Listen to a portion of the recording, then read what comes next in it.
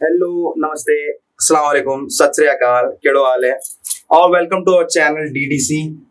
पिछले वीडियो में हमने देखा था हिस्ट्री का एक टॉपिक सोशल इकोनॉमिक रिफॉर्म्स। आज के इस वीडियो में हम कवर करेंगे पॉलिटिकल साइंस का एक बहुत ही important topic part 3 of Indian constitution, जिसे हम कहते हैं fundamental rights.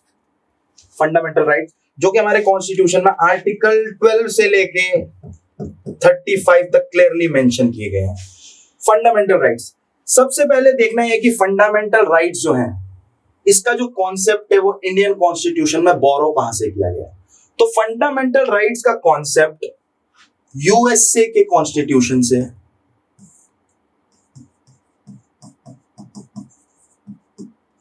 Constitution of USA से बोरो किया गया है इंडिया के संविधान में। देखिए, यूएसए का कॉन्स्टिट्यूशन पहला ऐसा कॉन्स्टिट्यूशन था जहां पर fundamental rights clearly written form में लिखे हुए थे। अब फंडामेंटल राइट्स, सबसे पहली बात होता क्या है, फंडामेंटल राइट्स होते क्या है। तो फंडामेंटल राइट्स वो राइट्स हैं जो किसी भी देश को, अपने सिटीजन्स को दिए जाते हैं, किसी भी देश के द्वारा अपने सिटीजन्स को उनके ऑल राउंड डेवलपमेंट के लिए, यानी कि सार्वभौमिक विकास के लिए बहुत जरूरी होते हैं। All round development of a person, development of a person और citizen of that country.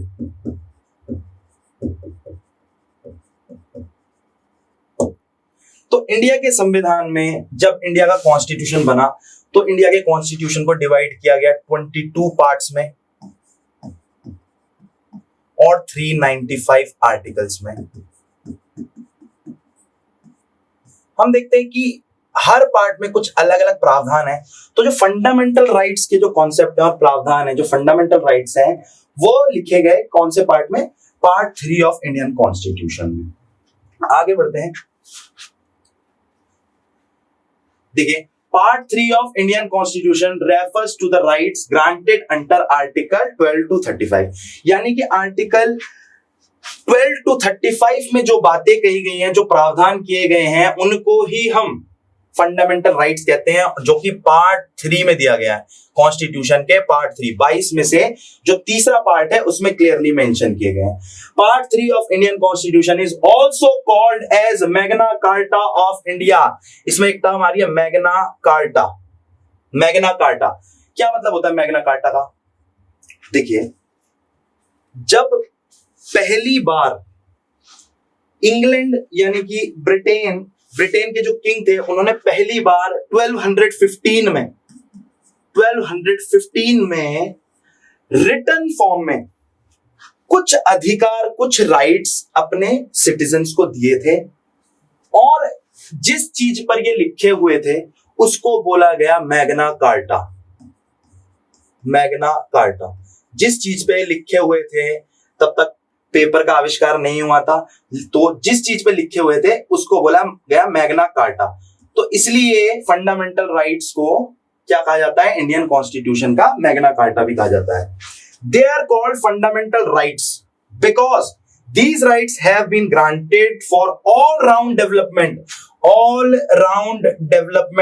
of a person। all round development का मतलब है सार्वभौमिक विकास, यानी कि पर्सनल ग्रोथ। किसी भी इंसान की पर्सनल ग्रोथ, उसके पूरे ओवरऑल डेवलपमेंट के लिए उसको दिए जाते हैं। फंडामेंटल राइट्स ये सुनिश्चित करते हैं कि किसी भी इंसान को, किसी भी सिटीजन को का शोषण न किया जाए, गवर्नमेंट जो है उसका शोषण न कर पाए, एक्सप्लॉयटेशन न कर पाए, इसलिए ये अधिकार कुछ दिए जाते हैं किसी भी देश के द्वारा अपने सिटीजन्स को। Originally there were 7 fundamental rights in constitution, but the right to property has been removed from list by 44th constitutional amendment act 1978। यानी कि जब हमारा संविधान लागू हुआ, यानी कि पार्शियली लागू हुआ था 26 नवंबर 1949 को, लेकिन सारे प्रावधान जिस दिन लागू हुए वो कौन सी डेट थी? 26 जनवरी 1950। इसीलिए हम इस दिन क्या मनाते हैं, इसीलिए इस दिन क्या मनाया जाता है, रिपब्लिक डे। रिपब्लिक डे यानी कि गणतंत्र दिवस। गणतंत्र दिवस। अच्छा, इससे एक और बात निकल के आती है कि रिपब्लिक, रिपब्लिक कहते किसको? देखिए, दो चीजें हैं, रिपब्लिक और मोनार्क। मोनार्क में क्या होता है, जैसे कि पुराने जमाने में हुआ करता था, कोई भी राजा हुआ करते थे, तो क्या होता था, एक आज एक राजा है, कल को वो मरेगा, उसका बेटा पैदा होगा तो वो राजा बनेगा, उसके बाद फिर उसका बेटा राजा बनेगा, ऐसे ही वंशानुगत एक के बाद एक क्या चलता रहेगा, राज चलता रहेगा। लेकिन रिपब्लिक, मोनार्क का बिल्कुल उल्टा।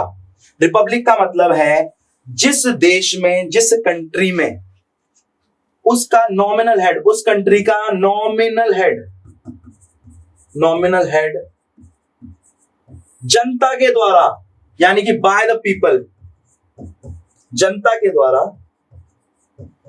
एक लिमिटेड ड्यूरेशन के लिए, टाइम टेन्योर के लिए, लिमिटेड टाइम टेन्योर के लिए चुना जाता है, उसको कहते हैं रिपब्लिक। हम देखते हैं इंडिया का नॉमिनल हेड कौन होता है, इंडिया का नॉमिनल हेड होता है प्रेसिडेंट ऑफ इंडिया। तो प्रेसिडेंट ऑफ इंडिया को इनडायरेक्टली, डायरेक्टली नहीं but indirectly by the people, यानी कि जनता के द्वारा, यानी कि हमारे द्वारा ही तो चुना जाता है।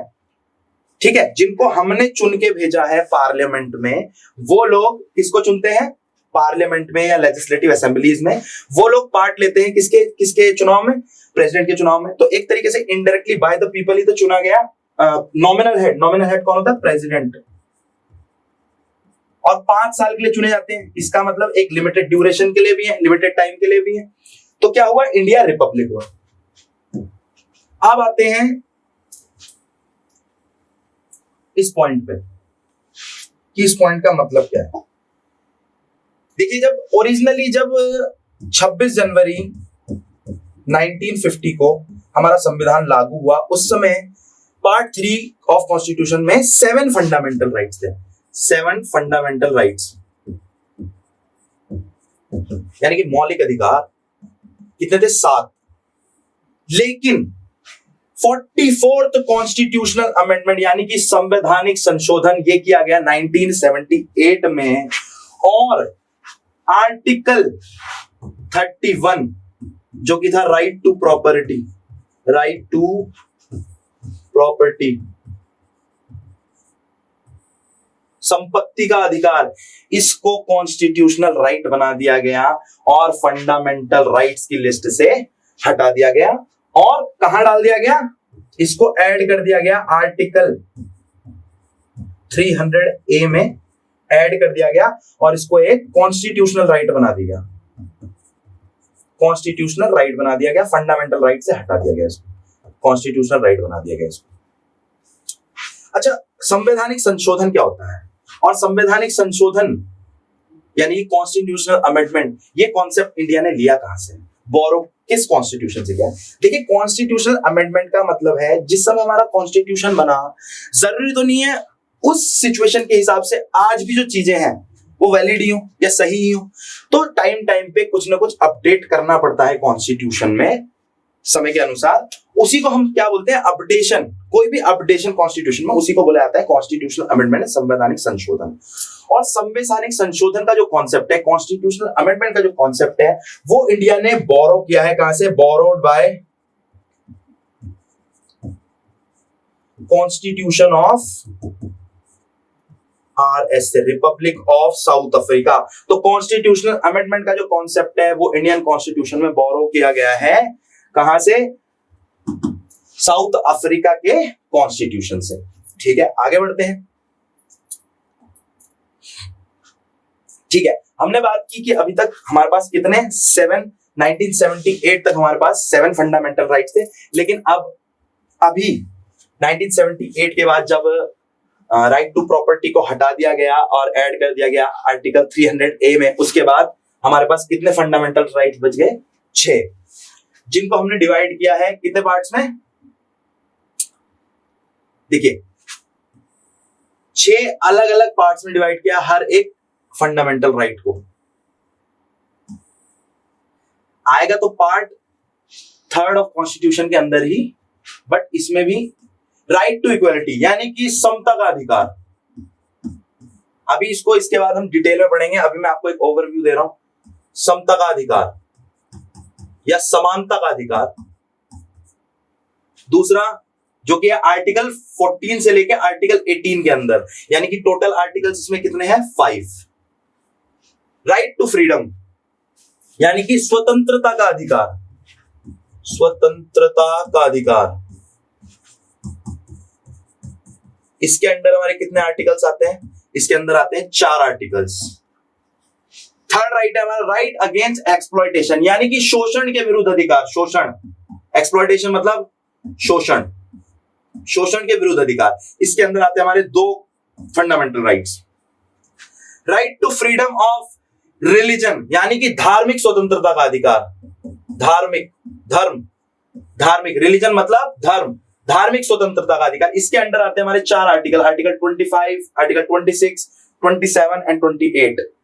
अगला राइट है हमारा 5वां right, right related to culture and education.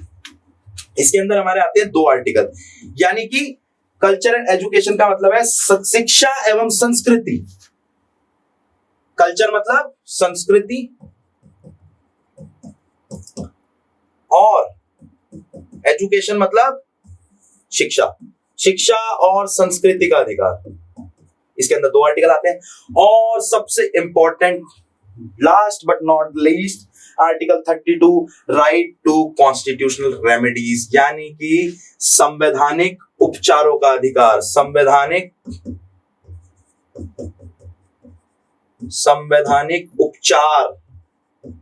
उपचारों का अधिकार, आर्टिकल 32। तो ये तो मैंने आपको एक ओवरव्यू बताया फंडामेंटल राइट्स का कि हमारे पास 6 फंडामेंटल राइट्स हैं। कौन कौन से राइट्स हैं, अब हम डिटेल में पढ़ेंगे कौन कौन से फंडामेंटल राइट्स हैं और किस आर्टिकल में क्या बात कही गई है।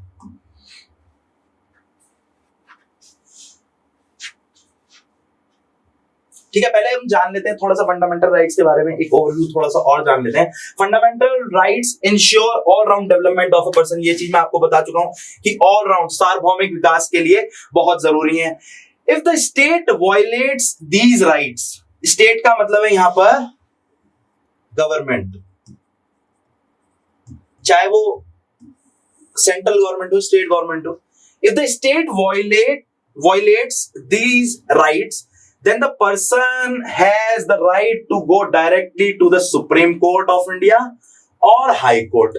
अगर ये राइट्स, अगर किसी इंसान को ऐसा लगता है कि ये राइट्स वायलेट हो रहे हैं, तो वो डायरेक्टली कहां मूव कर सकता है? सुप्रीम कोर्ट या फिर हाई कोर्ट के पास जा सकता है और वहां बोल सकता है कि सर, क्या बोल सकता है जज को? सर मेरे क्या हुए हैं? फंडामेंटल राइट वायलेट हुए हैं। Some of the basic rights are given only to citizens of India, while some rights are for both citizen and foreigners। ठीक है, ये भी अच्छा पॉइंट है कि कुछ राइट्स, कुछ फंडामेंटल राइट्स ऐसे हैं जो सिर्फ और सिर्फ किसके लिए हैं? सिर्फ और सिर्फ इंडियन सिटीजन्स को मिलेंगे। बाकी कोई यहाँ पे इंडिया में घूमने आता है उसको नहीं मिलेंगे वो राइट्स, सिर्फ सिटीजन्स को मिलेंगे। While some rights are for both citizens and foreigners, मतलब कुछ राइट्स ऐसे हैं जो सिर्फ सिटीजन को मिलेंगे, बाकी के राइट्स ऐसे हैं जो इन सिटीजन को तो मिलेंगे ही मिलेंगे, लेकिन फॉरेनर्स जो यहाँ पे घूमने आए हैं उनको भी वो राइट्स होंगे। अगला पॉइंट देखते हैं। Only citizen get fundamental rights, article 15, 16, 19, 29 and 30। ये आर्टिकल्स हैं जो, ये फंडामेंटल राइट्स हैं जो 1, 2, 3, 4, 5, ये सिर्फ और सिर्फ किसको मिलेंगे? इंडियन सिटीजन को, जो भारत का नागरिक है, जो नागरिक है इंडिया का, सिर्फ उसको मिलेंगे, नागरिकों को।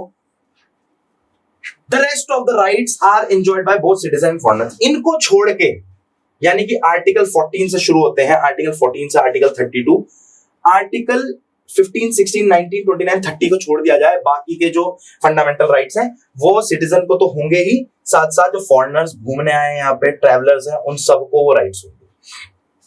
अगला point, the fundamental rights can be amended, यानी कि फंडामेंटल राइट्स में कॉन्स्टिट्यूशनल अमेंडमेंट किया जा सकता है, फंडामेंटल राइट्स को अमेंड किया जा सकता है, लेकिन the power to make such an amendment is given only to the parliament. ऐसी पावर, कॉन्स्टिट्यूशनल अमेंडमेंट करने की पावर फंडामेंटल राइट्स में सिर्फ और सिर्फ किसको दी गई है? पार्लियामेंट ऑफ इंडिया को, पार्लियामेंट ऑफ इंडिया को। स्टेट लेजिस्लेचर इसमें कोई भी अमेंडमेंट नहीं कर सकता, सिर्फ इंडिया की पार्लियामेंट यानी कि संसद, लोकसभा और राज्यसभा, ये ही क्या कर सकते हैं? फंडामेंटल राइट्स में अमेंडमेंट कर सकते हैं, ठीक है। लेकिन यहां पे कॉन्सेप्ट आता है बेसिक स्ट्रक्चर का,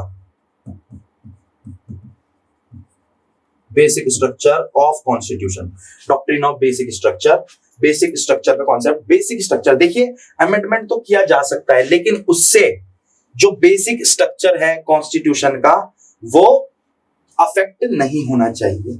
माने कि मूल ढांचा जो है संविधान, जिस पर्पस से संविधान बनाया गया था उसका क्या नहीं होना चाहिए? उसका उल्लंघन नहीं होना चाहिए। और ये बेसिक स्ट्रक्चर हमें पता कैसे चलेगा कि क्या बेसिक स्ट्रक्चर है? तो बेसिक स्ट्रक्चर टाइम पे कौन बताएगा? Supreme court. सुप्रीम कोर्ट ये बताएगा कि जहां अमेंडमेंट हुआ है वो बेसिक स्ट्रक्चर के दायरे में आता है या नहीं, वो बेसिक स्ट्रक्चर है या नहीं कॉन्स्टिट्यूशन का। तो अगर क्वेश्चन आ जाए कि फंडामेंटल राइट्स में अमेंडमेंट किया जा सकता है, तो yes, fundamental rights can be amended, ठीक है। अब मैंने आपको बताया कि पार्ट 3 जो कि क्या है? फंडामेंटल राइट है, जहां पे आर्टिकल 12 से लेके 35 आते हैं, लेकिन हमारे फंडामेंटल राइट्स जो हैं वो शुरू होते हैं आर्टिकल 14 से। आर्टिकल 14 से हमारे फंडामेंटल राइट शुरू होते हैं और 32 तक जाते हैं। इनके अंडर ही 6 फंडामेंटल राइट्स हैं। फंडामेंटल राइट्स, FR लिखना हो फंडामेंटल राइट्स को, 6 फंडामेंटल राइट है। तो आर्टिकल 12 और आर्टिकल 13 में क्या है? पढ़िए। आर्टिकल 12 डेफिनेशन ऑफ स्टेट, यानी कि राज्य की परिभाषा, राज्य की परिभाषा, राज्य क्या होगा? पढ़िए। Article 12 of constitution of India defines state to include the government and parliament. क्या होगा राज्य? गवर्नमेंट, पार्लियामेंट यानी कि केंद्र सरकार, पार्लियामेंट यानी कि संसद, संसद भवन, इंडिया का संसद, the government and the legislature of each state, यानी कि हर स्टेट की legislative assembly, legislative council, all local authorities, local authorities मतलब municipal corporation, municipalities, and other authorities within the territory of India under the control of government, यानी कि जितनी भी संस्थाएं, जितने भी ऑर्गेनाइजेशन, जितने भी संगठन जो हैं गवर्नमेंट ऑफ इंडिया के अंडर हैं, वो सब कुछ क्या होगा? वो सब कुछ स्टेट है। सब कुछ क्या है? स्टेट। जैसे पुलिस क्या है? स्टेट। लेजिस्लेटिव असेंबली क्या है? स्टेट। तो ये सब इंक्लूड होके ये सब चीज क्या होगी भाई? स्टेट है। ये सब चीज क्या है? राज्य है। ये डेफिनेशन है स्टेट की कि स्टेट के अंदर क्या क्या आता है। तो आर्टिकल 12 में यही बताया गया, डेफिनेशन बताई गई है स्टेट की कि स्टेट के अंदर क्या क्या आएगा, स्टेट क्या होगा। आर्टिकल 13 लॉज इनकंसिस्टेंट विद और इन डेरोगेशन ऑफ फंडामेंटल राइट्स। पढ़िए। Article 13 confers a power and imposes a duty and an obligation on courts to declare a law void if it is inconsistent with a fundamental right। आसान सी, बहुत ही सरल language में आपको समझा देता हूं मैं। ये बोल रहा है, ये आर्टिकल बोल रहा है कि सरकार यानी कि पार्लियामेंट, लेजिस्लेटिव असेंबली, कोई भी ऐसा लॉ नहीं बनाएगी जो फंडामेंटल राइट्स को वायलेट करता हो। राज्य कोई भी ऐसा क्या नहीं बनाएगी? लॉ नहीं बनाएगी जो can not make any law that violets fundamental rights.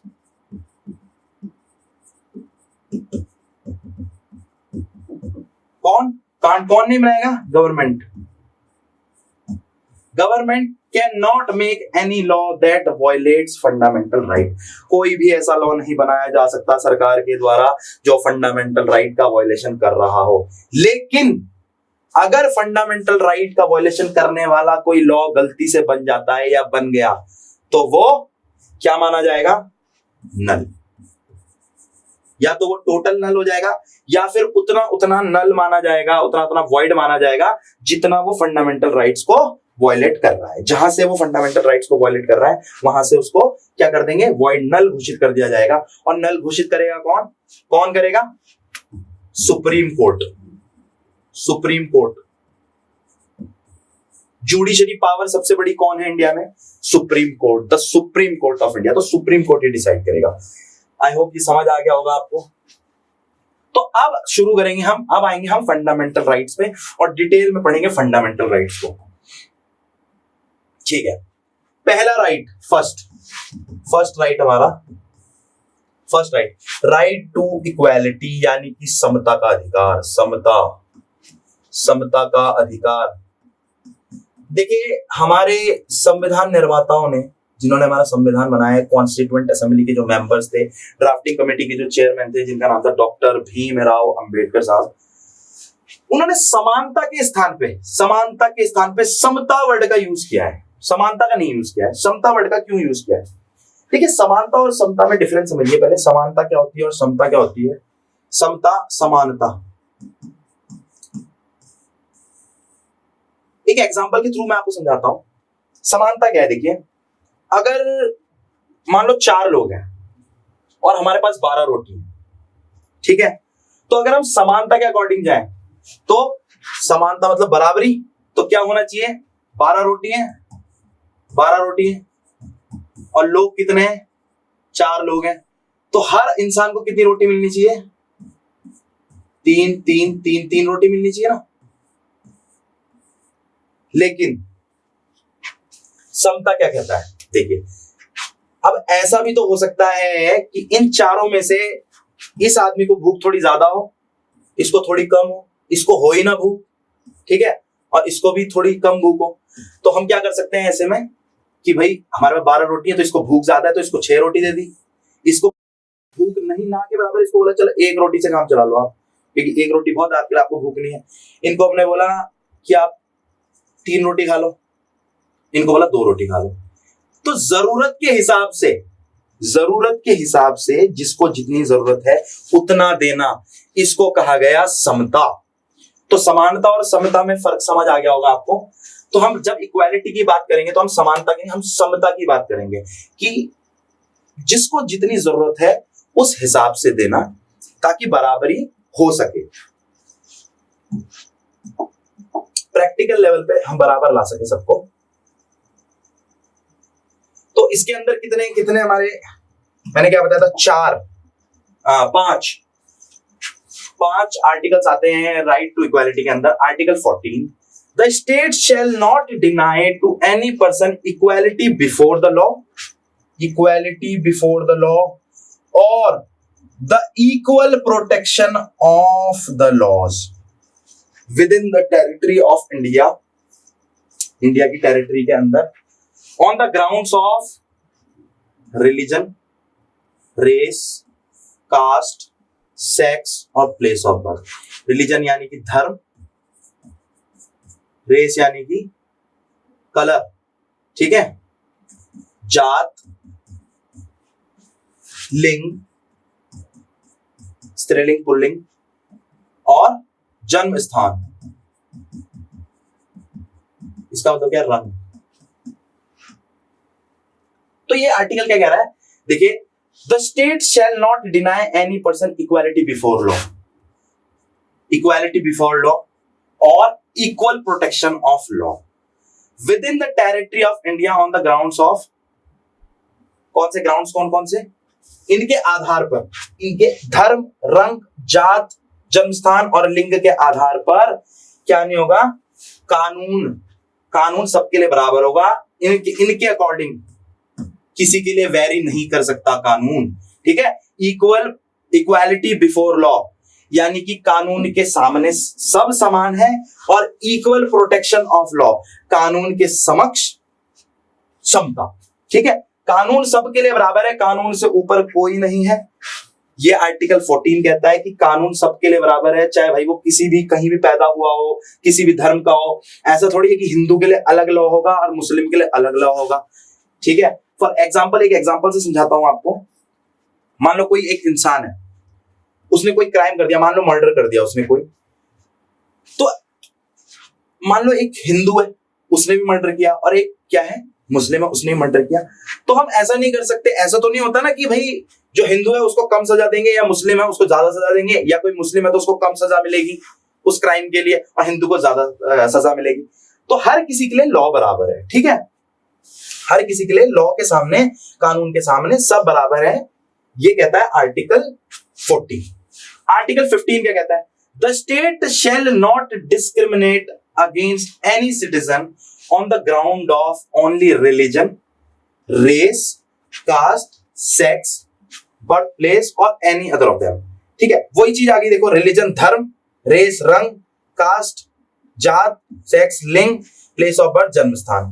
तो ये कह रहा है कि स्टेट, जो कि स्टेट की डेफिनेशन बताई थी, ठीक है, वही डेफिनेशन, द स्टेट यानी कि गवर्नमेंट क्या नहीं करेगी, किन्हीं भी लोगों, कोई भी लोगों के बीच में कोई डिस्क्रिमिनेशन नहीं करेगी, उनके धर्म को लेके, रंग को लेके, कास्ट को लेके, लिंग को लेके, या प्लेस ऑफ बर्थ को लेके कोई भी डिस्क्रिमिनेशन नहीं होगा, सब बराबर होंगे। और ऐसा डिस्क्रिमिनेशन कहां नहीं किया जाएगा?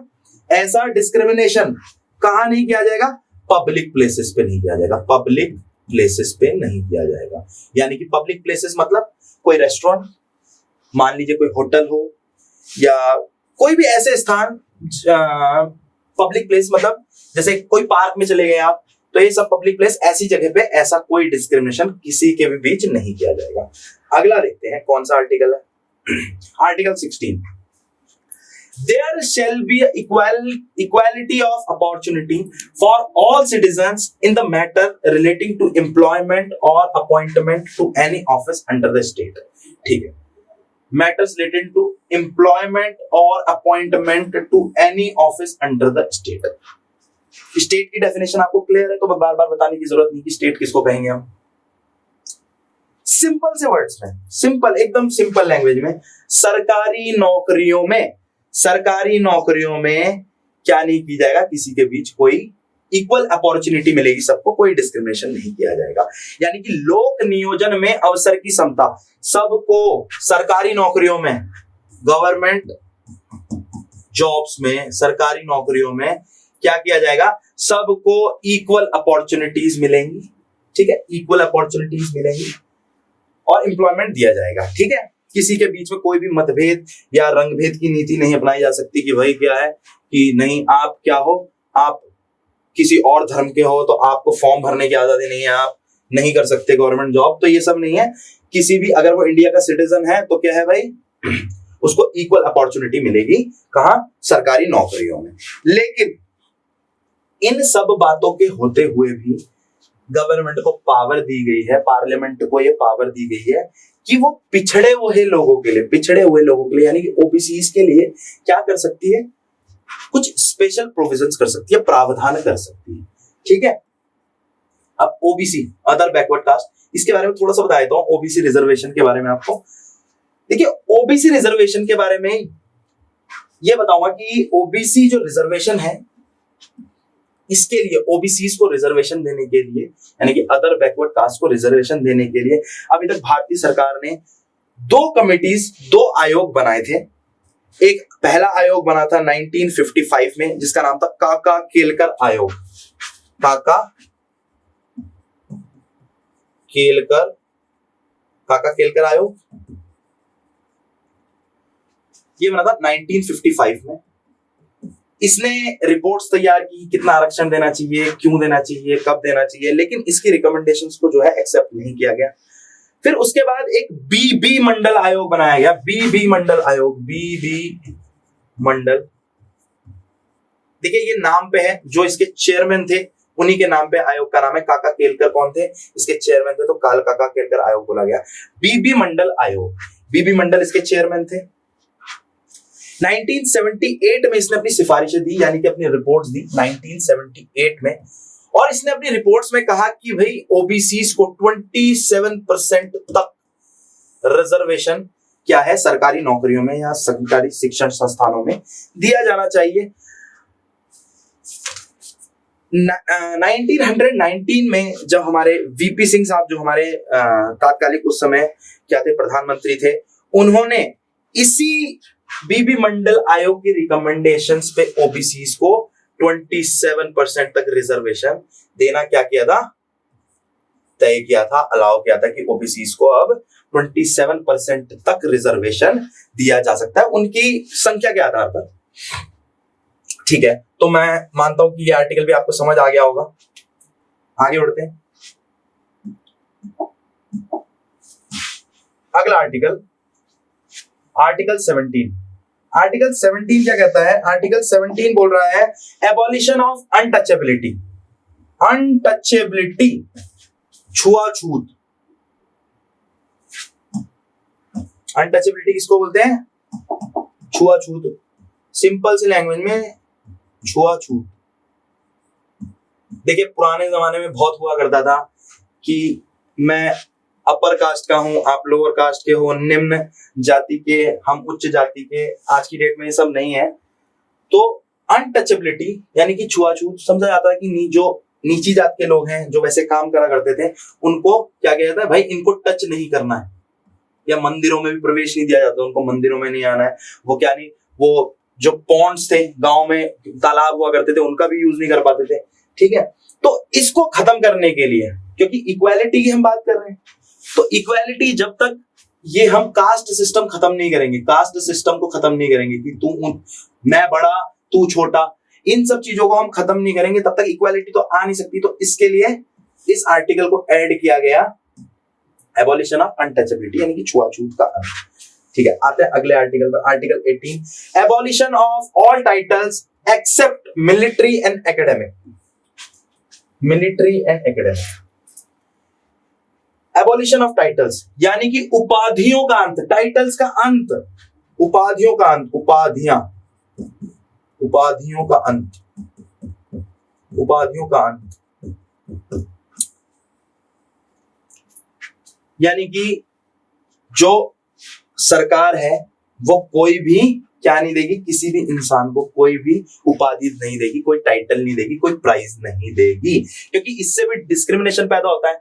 अगर मान लो मुझे कोई अवार्ड दे दिया, ठीक है, और मेरे फ्रेंड को नहीं मिला, तो वो सोचेगा यार ये तो मुझसे सुपीरियर हो गया, तो इससे भी इक्वालिटी ब्रेक होगी ना, इसलिए उपाधियों का अंत। लेकिन एक्सेप्ट, छोड़ के, किसको? मिलिट्री। मिलिट्री में दिए जा सकते हैं, जैसे आप देखते हैं वीरता चक्र, बहुत सारे परमवीर चक्र दिया जाता है, वीर चक्र दिया जाता है, तो मिलिट्री में दिए जा सकते हैं। और एकेडमिक, एकेडमिक मतलब एक तरीके से समझ लो विद्या के क्षेत्र में, यानी कि विद्या के क्षेत्र में दिए जा सकते हैं। एकेडमिक एक बहुत विस्तार में समझाना पड़ेगा आपको, अगर मैं इसके अंदर डीप जाऊंगा, एक बहुत व्यापक शब्द है। तो एकेडमिक का मतलब है कि आप देखते हैं जैसे भारत रत्न दिया जाता है, भारत रत्न, और कौन कौन से अवार्ड दिए जाते हैं, जैसे और कौन से अवार्ड दिए जाते हैं, जैसे हम मान सकते हैं कि पद्मश्री, पद्म विभूषण, पद्मश्री हो गया, पद्म विभूषण हो गया,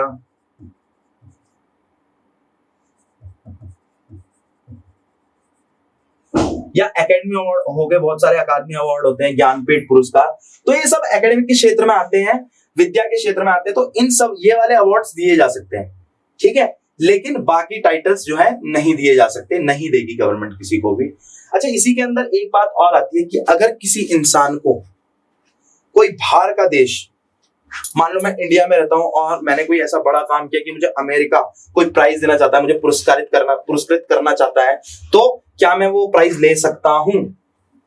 क्वेश्चन आता है कि मैं ले सकता हूं या नहीं, क्योंकि मैं सिटीजन तो इंडिया का ही हूं, और आर्टिकल 18 में क्या किया गया है, उपाधियों का अंत किया गया है। तो इसका आंसर है कि बिल्कुल मैं ले सकता हूं, लेकिन वो लेने के लिए, वो प्राइज लेने के लिए, वो टाइटल लेने के लिए मुझे परमिशन लेनी होगी, पहले से परमिशन लेनी होगी किसकी? नॉमिनल हेड यानी कि प्रेसिडेंट ऑफ इंडिया की।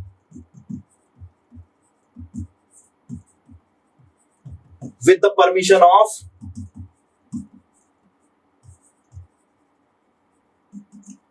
प्रेसिडेंट ऑफ इंडिया मैं किसी भी देश से कोई भी प्राइज ले सकता हूं। और हाँ, बात सही है कि प्रेसिडेंट मना थोड़ी करेंगे कि भाई आप मत लो ये प्राइज, वहां से आपको कंट्री दे रही है, नहीं आप नहीं ले सकते, ऐसा मना थोड़ी करेगा। लेकिन एक बार प्रायर नोटिस में परमिशन लेनी पड़ती है प्रेसिडेंट ऑफ इंडिया से।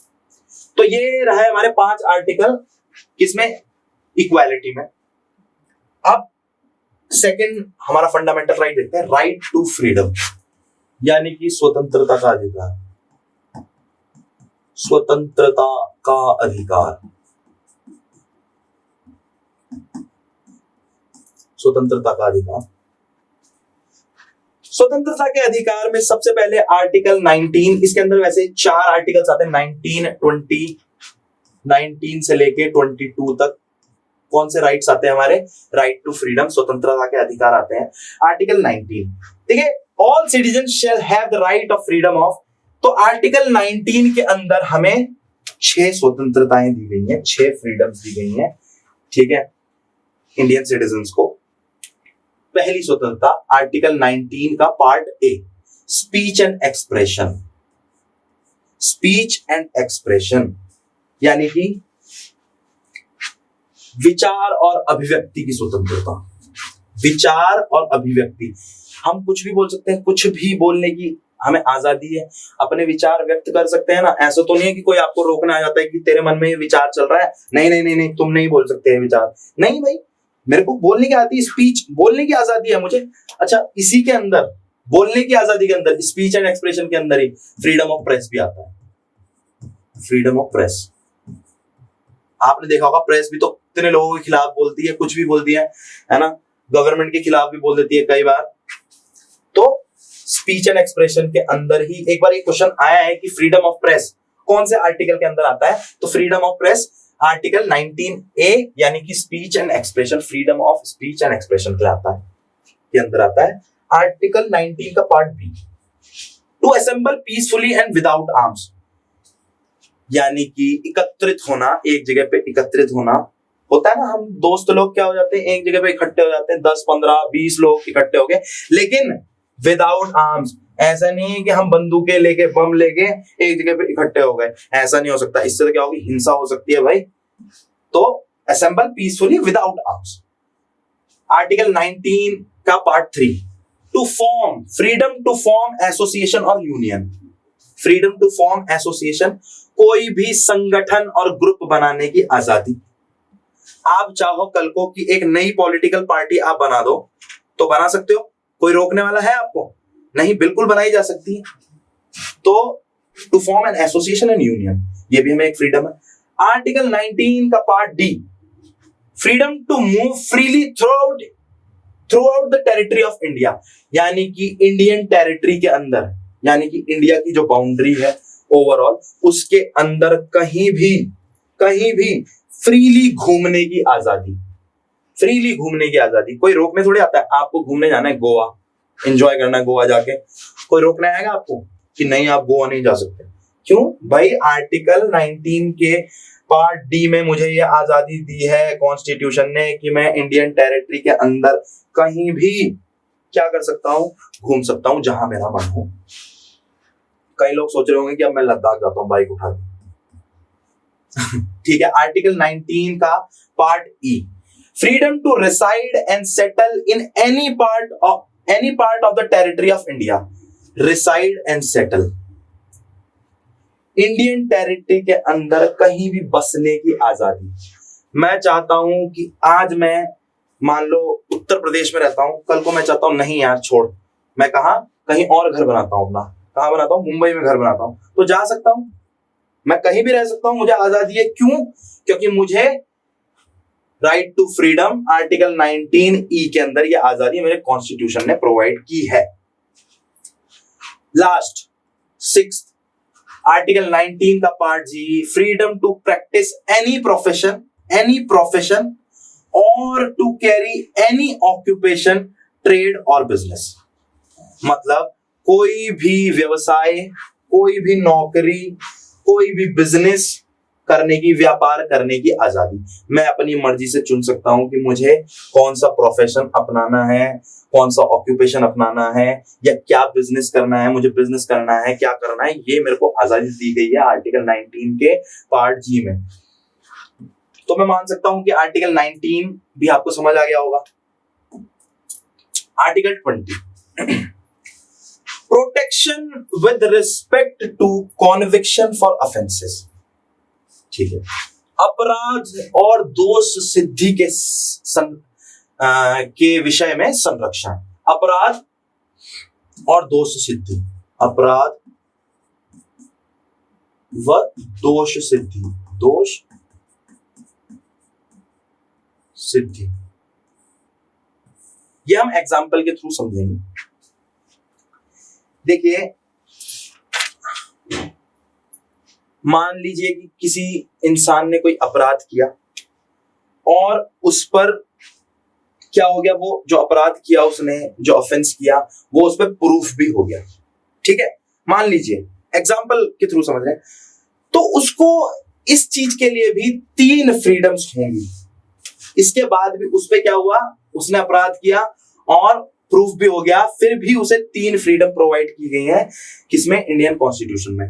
This provides for 3 types of protection of individual against the state. मतलब सरकार के खिलाफ उसे 3 प्रोटेक्शंस, 3 फ्रीडम्स प्रोटेक्शन प्रोवाइड की गई है। पहली, इसमें हमें देखना, देखो, x post facto, x post facto पे आप ध्यान देंगे, रेट्रोस्पेक्टिव क्रिमिनल लेजिस्लेशन। अच्छा ठीक है, मैं इसके बारे में बताता हूं आपको। देखिए, इसका मतलब क्या है, अगर किसी इंसान ने अपराध किया और वो अपराध उस समय, जिस समय उसको सजा दी जा रही है, कॉन्विक्ट किया जा रहा है, उस समय अपराध के दायरे में आता है, तो ही उसे सजा दी जा सकती है, तभी उसे अपराधी घोषित किया जा सकता है।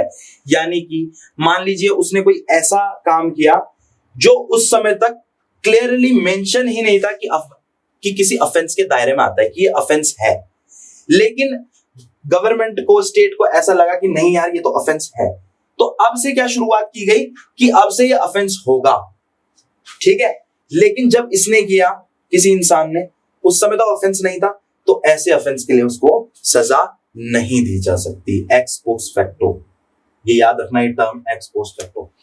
सेकंड, ये फर्स्ट प्रोटेक्शन हुई, उसको सेकंड प्रोटेक्शन, डबल जियोपैरिडी। देखिए, इसका मतलब क्या है, एक ही अपराध के लिए उसको 2 बार सजा नहीं दी जा सकती। अगर उस इंसान ने एक बार चोरी की है तो उसे एक बार ही सजा मिलेगी, ऐसा नहीं कि उसे एक चोरी की 2 बार सजा देते, तो एक अपराध के लिए एक ही बार सजा मिलेगी। Third, prohibition against self incrimination.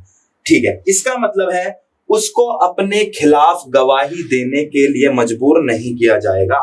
मतलब अगर मैंने ऑफेंस किया है, मान लो मैंने, किसी भी इंसान ने ऑफेंस किया है, कोई गुनाह किया है, कोई अपराध किया है, तो उसको मजबूर नहीं किया जा सकता कि वो खुद एक्सेप्ट करे कि हाँ मैंने खून किया है। मान लो मैंने खून किया है, तो मुझे मजबूर नहीं किया जा सकता कि मैं ये कबूल करूं कि मैंने खून किया है। मुझे अपने खिलाफ गवाही देने के लिए कभी भी मजबूर नहीं किया जा सकता। तो आर्टिकल 20 के अंदर अगर किसी इंसान पे अपराध साबित हो जाता है तो उसको 3 टाइप की प्रोटेक्शंस दी गई है।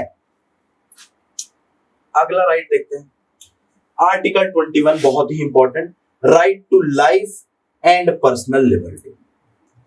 यानी कि सिंपल वर्ड्स में जीवन जीने का अधिकार, जीवन जीने का अधिकार, सिंपल वर्ड्स में जीवन जीने का अधिकार।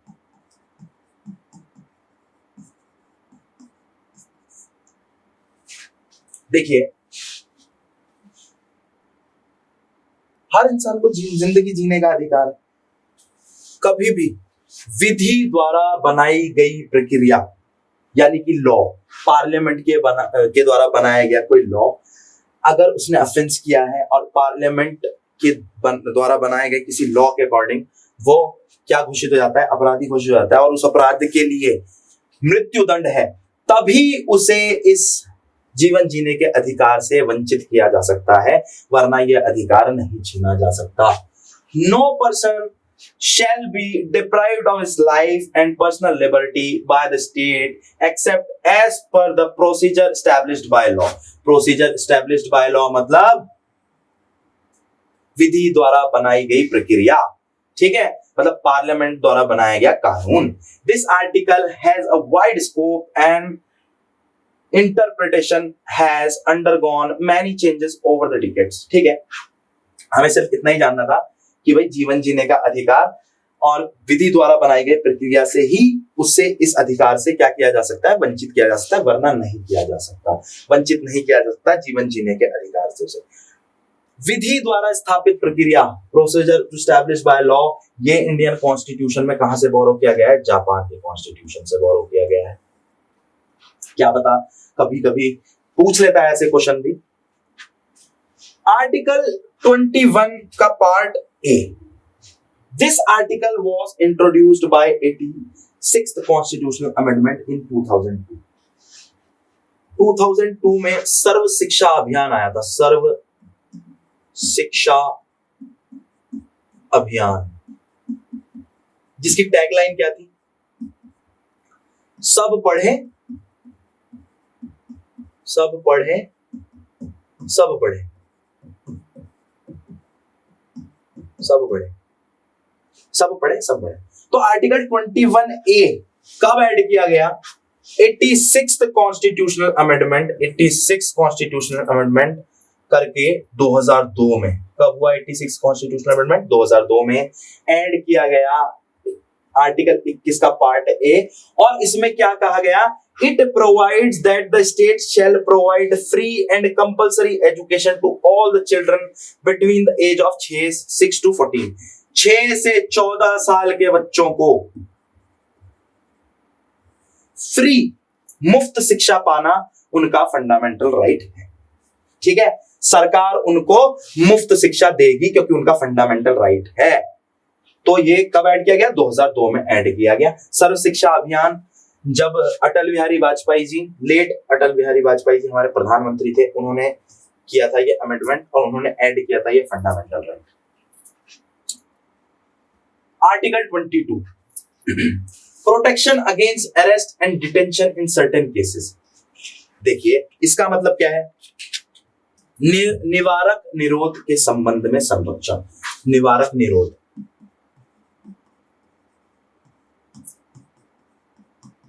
यानी कि शक के बिना पे मान लीजिए किसी अगर इंसान को गिरफ्तार किया गया है तो उसको भी कुछ फ्रीडम्स दी गई है इंडियन कॉन्स्टिट्यूशंस में, कुछ प्रोटेक्शंस दी गई है। It deals with the protections against arrest and detention in certain cases. Arrest, अगर गिरफ्तार किया गया है उसको, तो उन केसेस में उसको कुछ प्रोटेक्शंस, कुछ फ्रीडम्स दी गई हैं। देखिए कौन कौन सी प्रोटेक्शंस दी गई हैं। Any person who is in custody has to be informed as to why he has been arrested. Simple words, simple words. जिस इंसान को अरेस्ट किया गया है उसको ये जानने का अधिकार है, हक है कि उसे गिरफ्तार क्यों किया गया है।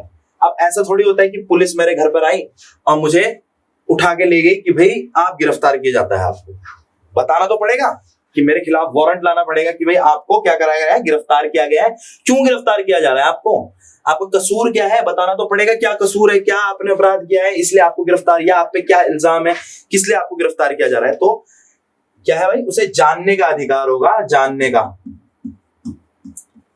का अधिकार कि भाई क्यों गिरफ्तार किया जा रहा है मुझे। आर्टिकल 22 सेकंड प्रोटेक्शन क्या दी गई है? The arrested individual should be produced before a judicial magistrate within 24 hours of arrest। ठीक है, अरेस्ट करने के 24 घंटे के अंदर, 24 आवर्स के अंदर उसे सबसे नजदीकी मजिस्ट्रेट, ठीक है, जज के सामने प्रस्तुत करना जरूरी है, पेश करना जरूरी है। 24 घंटे के अंदर उसको कहां पेश करना जरूरी है? जो सबसे नजदीकी मजिस्ट्रेट होगा उसके सामने पेश करना जरूरी है। लेकिन ये जो 24 घंटे का टाइम है, ट्रैवलिंग टाइम को हटा के, ट्रैवलिंग टाइम को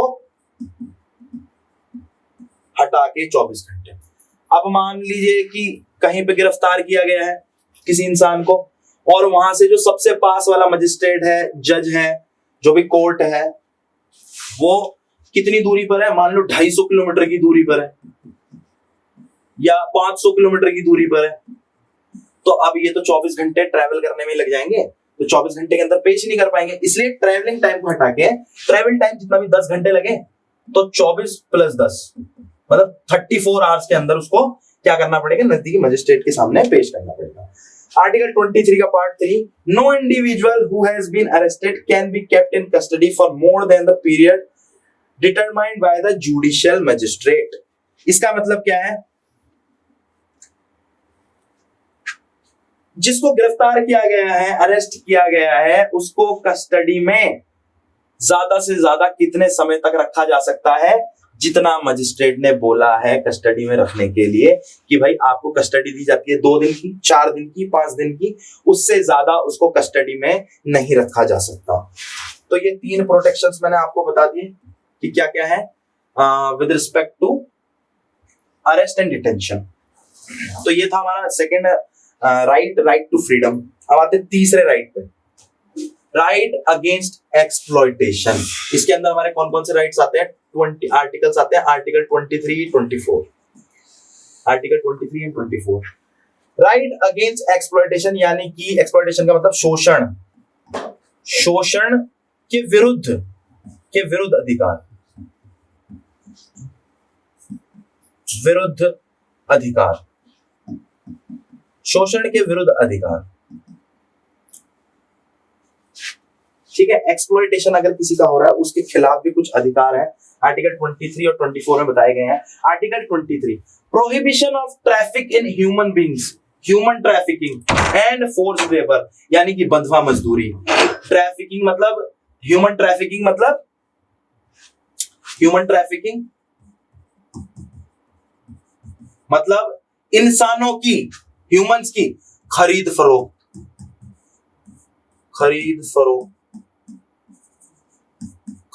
और फोर्स लेबर यानी कि बंधुआ मजदूरी,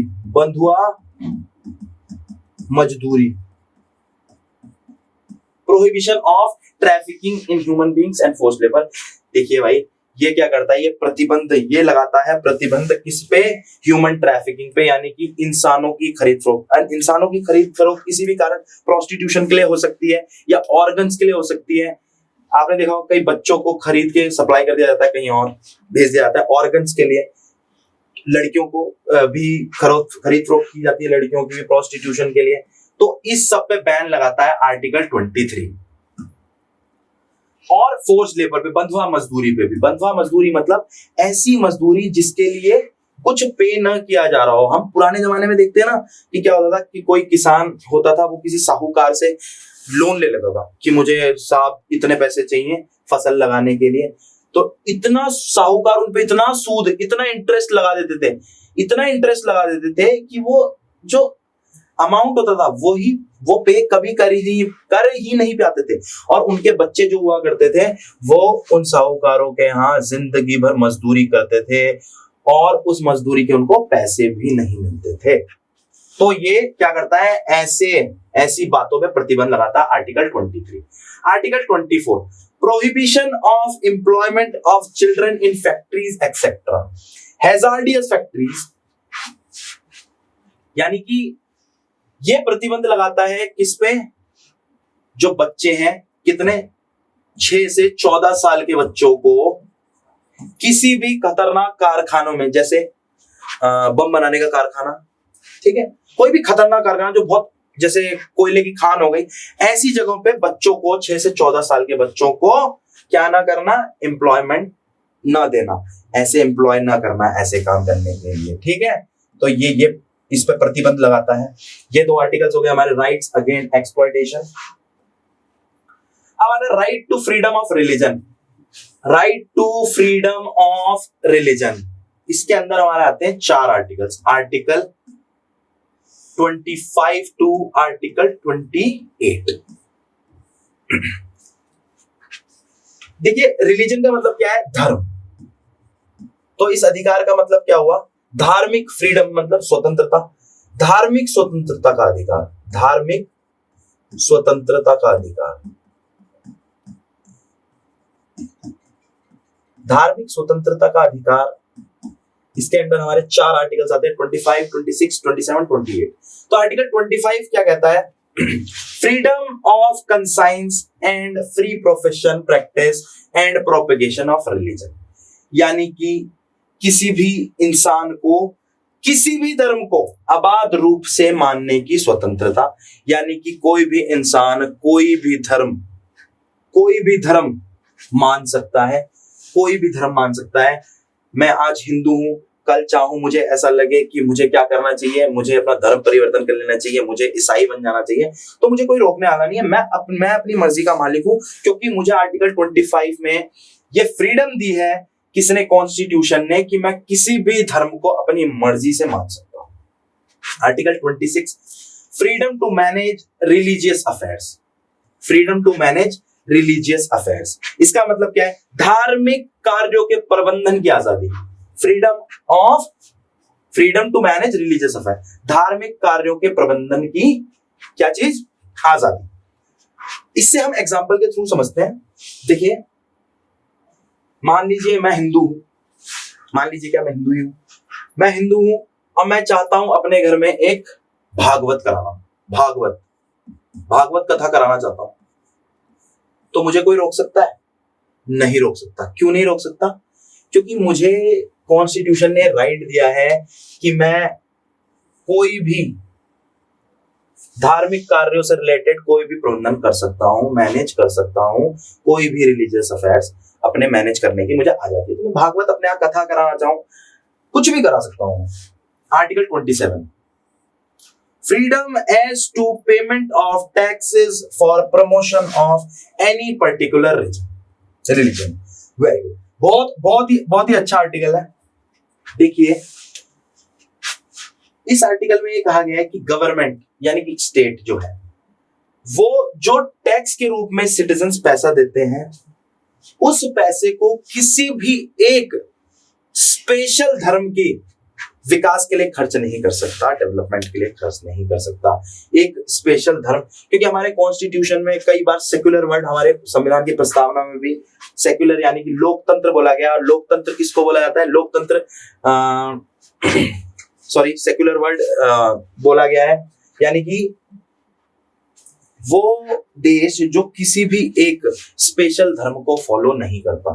ठीक है, तो इसलिए क्या नहीं हो सकता?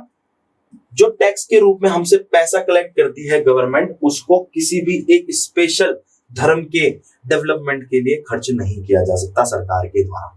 आर्टिकल 28 पे आते हैं। Article 28, freedom as to attendance at religious instruction और religious worship in certain educational institutions. देखिए, इसमें 2 बातें आती हैं। पहली बात तो ये कि जो सरकारी यानी कि गवर्नमेंट स्कूल्स और कॉलेजेस होंगे, उनमें किसी भी स्पेशल धर्म से रिलेटेड कोई भी शिक्षा नहीं दी जाएगी। ठीक है, गवर्नमेंट एडेड हो चाहे फुली गवर्नमेंट हो, ठीक है, गवर्नमेंट के द्वारा सहायता प्राप्त हो या पूरा फुली गवर्नमेंट इंस्टीट्यूशंस, कॉलेजेस हो, स्कूल्स हो, उनमें कोई भी क्या नहीं दी जाएगी? धार्मिक शिक्षा नहीं दी जाएगी, किसी भी एक स्पेशल धर्म के ऊपर शिक्षा नहीं दी जाएगी। और जो प्राइवेट इंस्टीट्यूशंस हैं, प्राइवेट कॉलेजेस हैं, प्राइवेट स्कूल्स हैं, उनमें दी जा सकती है, किसी एक धर्म से रिलेटेड शिक्षा दी जा सकती है, लेकिन उसमें मौजूद होना यानी कि अटेंड करना उसको, ये कंपलसरी नहीं है, ये बाध्य नहीं है किसी भी इंसान के लिए। मैं चाहूं, अगर मान लो मैं एक प्राइवेट कॉलेज में पढ़ता हूं और वहां पर 25 दिसंबर यानी कि मैं हिंदू हूं, 25 दिसंबर को वहां पे प्रोग्राम मनाया जा रहा है क्रिसमस डे का, तो मुझे फोर्स नहीं किया जा सकता, बाध्य नहीं किया जा सकता वहां प्रेजेंट होने के लिए। तो ये 2 बातें थी इसके अंदर, और ये था हमारा right to freedom of religion. इसके अंदर 4 आर्टिकल आते हैं। आई होप समझ आ गया होगा आपको। बढ़ते हैं अगले पे। Right related to culture and education, यानी कि संस्कृति और शिक्षा। शिक्षा और संस्कृति, शिक्षा और संस्कृति का अधिकार।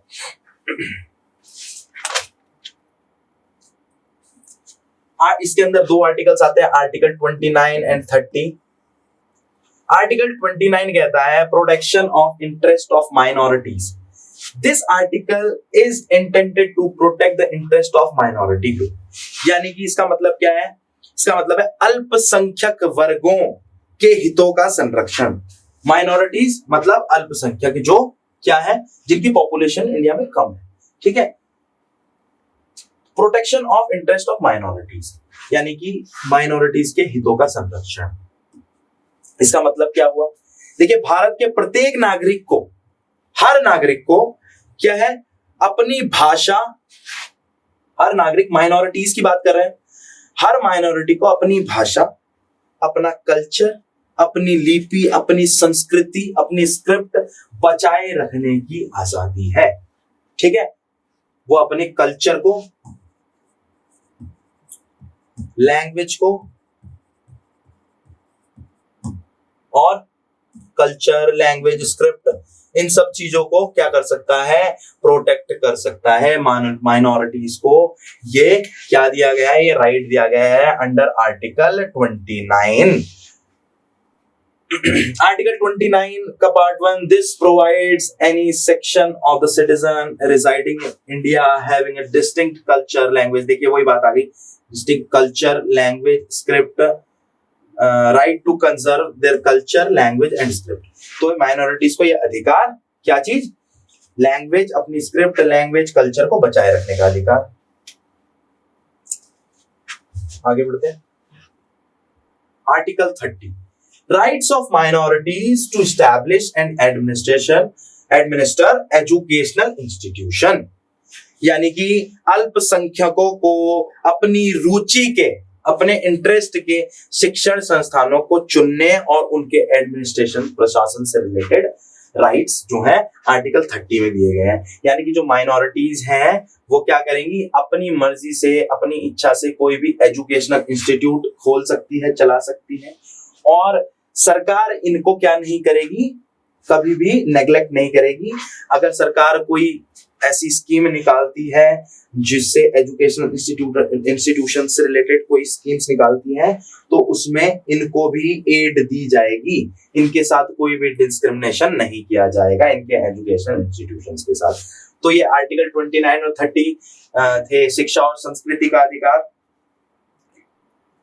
अब आते हैं हम सबसे इंपॉर्टेंट 6th राइट पे अपने, क्योंकि आर्टिकल 31 जो था, राइट टू प्रॉपर्टी, वो मैंने आपको स्टार्टिंग में ही बता दिया था कि 44th कॉन्स्टिट्यूशनल अमेंडमेंट जो कि 1978 में किया गया था, वहां वो करके राइट टू प्रॉपर्टी को फंडामेंटल राइट्स की लिस्ट से हटा के एक कॉन्स्टिट्यूशनल राइट बना दिया गया, आर्टिकल 300A में ऐड कर दिया गया। तो अब वो फंडामेंटल राइट नहीं है, अब हमारे पास 6 फंडामेंटल राइट्स हैं।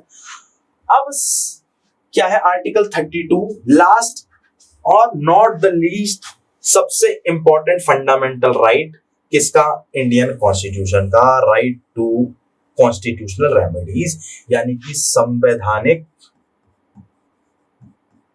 उपचार, संवैधानिक उपचार। देखिए, अभी इस पे भी आएंगे, पहले मैं बता देता हूं ये है क्या। ये आर्टिकल कह रहा है Constitution provides for legal remedies for the protection of these rights against their violation by the state or other institution or individuals. It entitles the citizens of India to move the Supreme Court or High Court for the enforcement of these rights. The state is forbidden from making any law that may conflict with the fundamental right. Simple सी language में आपको मैं समझा देता हूं, constitutional remedies, उपचार क्या कहते हैं। जब कोई बीमार पड़ जाता है तो उपचार कराने की जरूरत पड़ती है ना, तब ऐसे ही ये आर्टिकल हमें बता रहा है कि अगर किसी भी सिटीजन का, किसी भी इंसान का कोई फंडामेंटल राइट वायलेट हो जाता है, चाहे वो कोई भी इंडिविजुअल करे या गवर्नमेंट करे, कोई भी करे, स्टेट करे, अगर उसे ऐसा लगता है कि मेरा फंडामेंटल राइट वॉयलेट हो गया है, कोई सा भी फंडामेंटल राइट, तो आर्टिकल 32 में उसको ये पावर दी गई है, ये राइट दिया गया है कि वो क्या कर सकता है, डायरेक्ट सुप्रीम कोर्ट या हाई कोर्ट जा सकता है, हाई कोर्ट या सुप्रीम कोर्ट का दरवाजा खटखटा सकता है कि सर क्या हुआ है, मेरे फंडामेंटल राइट्स का वॉयलेशन हुआ है और मुझे आपसे उपचार चाहिए, यानी कि रेमेडी चाहिए, दवाई चाहिए मुझे। ठीक है, इस आर्टिकल की इंपॉर्टेंस को देखते हुए, इस आर्टिकल की इंपॉर्टेंस को देखते हुए ड्राफ्टिंग कमेटी के chairman doctor Bhim Rao Ambedkar, doctor Bhimrao Ambedkar ने इस आर्टिकल को heart and soul of constitution कहा है। हार्ट एंड सोल मतलब दिल, हृदय, और सोल मतलब आत्मा। अगर क्वेश्चन पूछ लिया जाए कि संविधान की आत्मा किसको कहा जाता है, कॉन्स्टिट्यूशन का सोल किसको कहा जाता है, तो क्या होगा आंसर, तो होगा प्रेम्बल।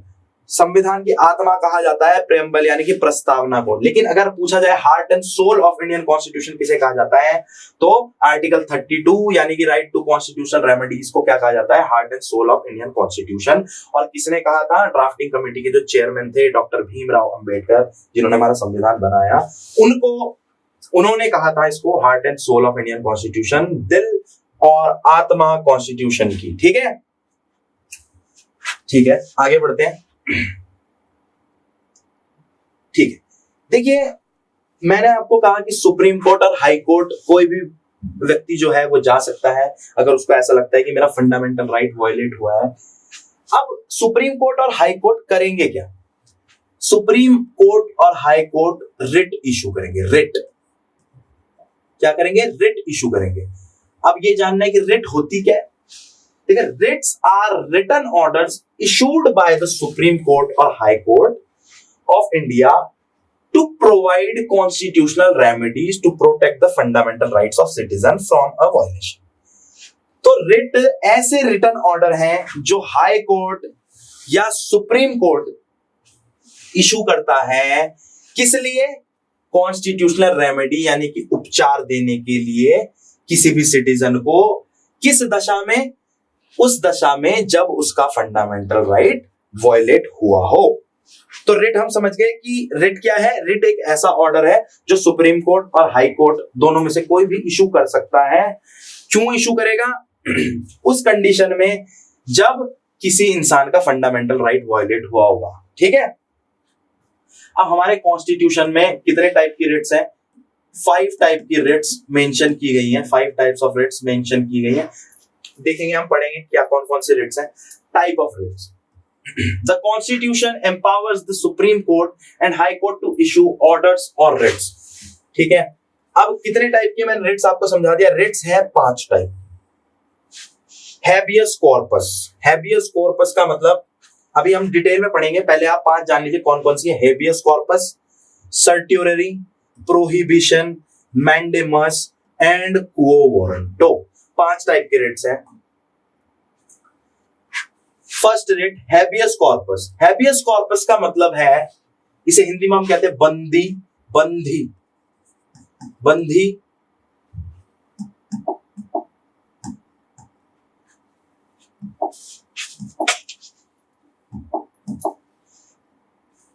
बंदी प्रत्यक्षीकरण, बंदी प्रत्यक्षीकरण हिंदी में जानिए क्या होता है इसका मतलब। देखो हिंदी में हमें आराम से पता चलेगा, बंदी प्रत्यक्षीकरण। Habeas corpus is a writ that is enforced to protect the fundamental right to liberty of an individual against unlawful detention.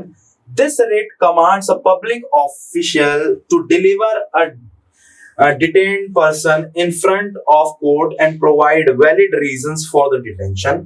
However, this writ cannot be issued in the case proceeding is for contempt of legislature or a court. ठीक है, देखिए बंदी प्रत्यक्षीकरण example से समझेंगे हम इसे। अगर किसी इंसान को अरेस्ट किया गया है, ठीक है, अरेस्ट किया गया है, वो हवालात में है, जेल में है, और उसे ऐसा लगता है कि भाई मुझे अनलॉफुल तरीके से मुझे जो है बंदी बनाया गया है, मुझे क्या किया गया है, जेल में डाला गया है, तो वो कहाँ मूव कर सकता है, वो सीधे मूव कर सकता है सुप्रीम कोर्ट और हाई कोर्ट के पास और बोल सकता है कि मेरा फंडामेंटल राइट वायलेट हुआ है, मुझे बंदी बनाया गया है अनलॉफुली। इस कंडीशन में एक रिट इशू करेगा हाई कोर्ट या सुप्रीम कोर्ट, जिसे बोलते हैं हैबियस कॉर्पस, बंदी प्रत्यक्षीकरण। मतलब बंदी प्रत्यक्षीकरण का मतलब है कोई भी इंसान बंदी, और प्रत्यक्ष मतलब सामने रखना, सामने लेके आना। तो कोर्ट इस ऑर्डर को, इस रिट को इशू करके क्या बोलता है कि भाई जो बंदी है उसको क्या करा जाए, कोर्ट के सामने पेश किया जाए, कोर्ट के सामने क्या किया जाए, पेश किया जाए। तो हैबियस कॉर्पस का मतलब, बंदी प्रत्यक्षीकरण का मतलब आपको समझ आ गया होगा क्या होता है। दूसरी रिट है हमारी सर्टियोररी। सर्टियोरेरी, जिसको हम हिंदी में क्या बोलते हैं, सर्टियोरेरी को हम बोलते हैं उत्प्रेक्षण। उत्प्रेक्षण अभी समझाते हैं आपको।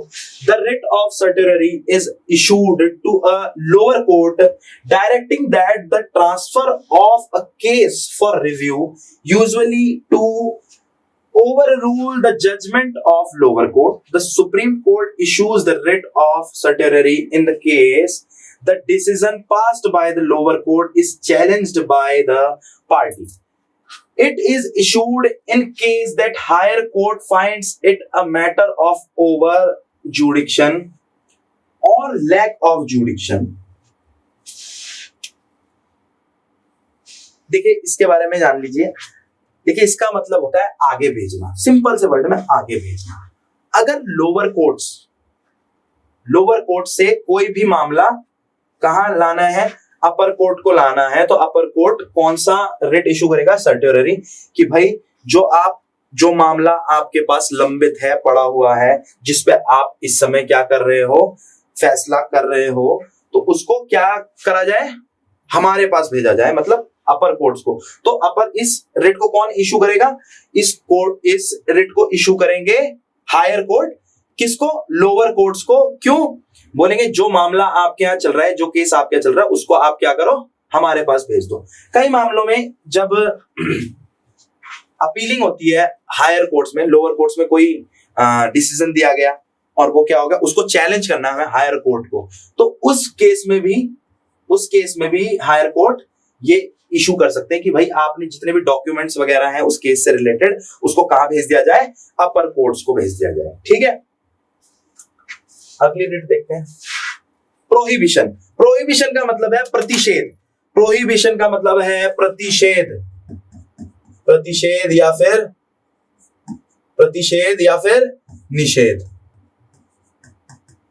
सिंपल से वर्ड में क्या है, रोक लगाना, रोक लगाना, सिंपल से वर्ड में रोक लगाना।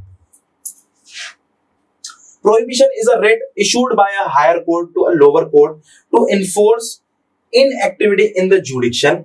It happens only in the case higher court is of the discretion that the case fall outside the jurisdiction of lower court. Writ of prohibition can only be issued against judicial and quasi judicial authorities. ठीक है, देखिए prohibition क्या है, simple से word में समझेंगे। ये एक ऐसी रीट है, ऐसा ऑर्डर है जो हायर कोर्ट इशू करेगा, किसको, लोअर कोर्ट्स को।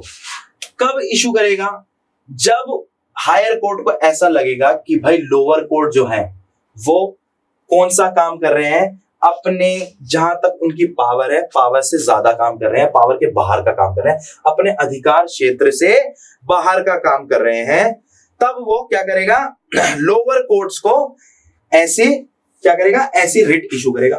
फॉर एग्जाम्पल मैंने आपको, चलो ठीक है, रिट इशू यहीं से ले लेते हैं एग्जाम्पल। रिट इशू करने की पावर किसको है, हायर कोर्ट और सुप्रीम कोर्ट को।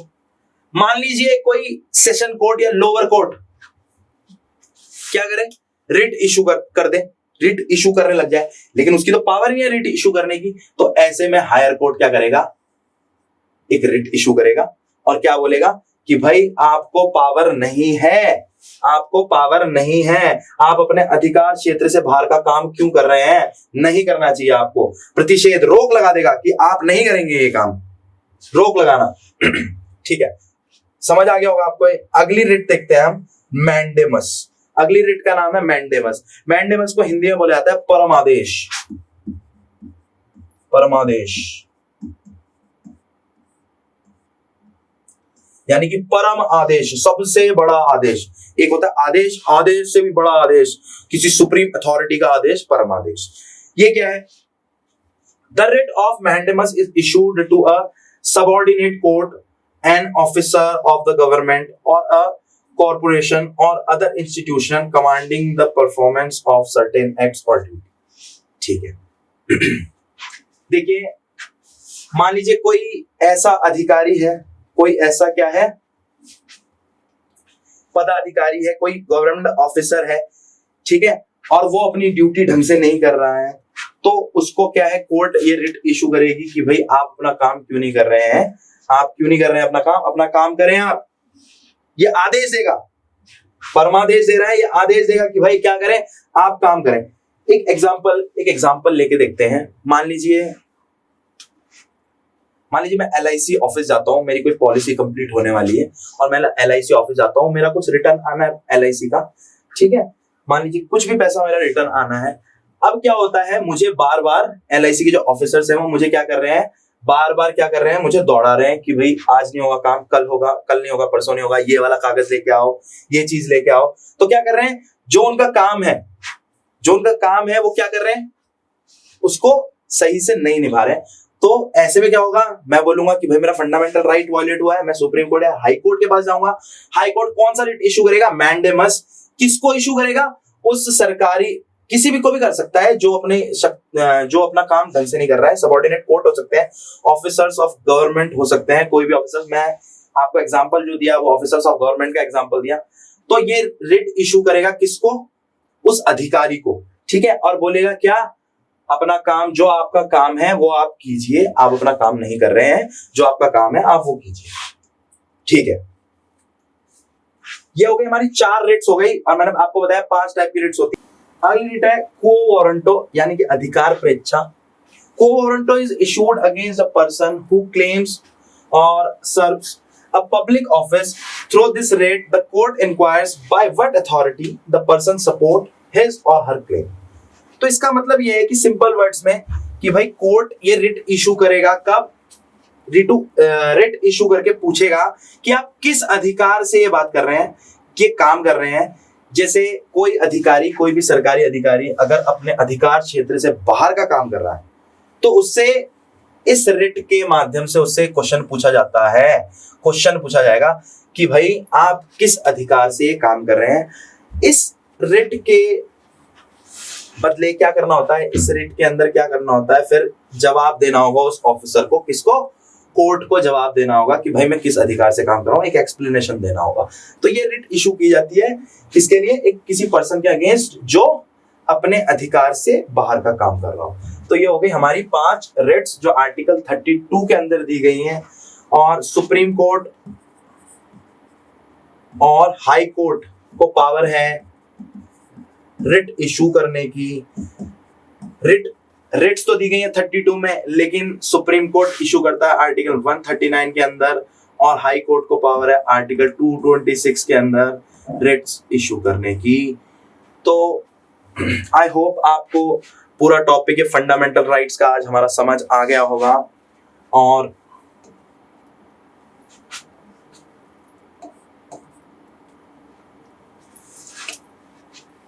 बाकी के टाइम आप do whatever you want to do, man, but don't trouble your mother, man.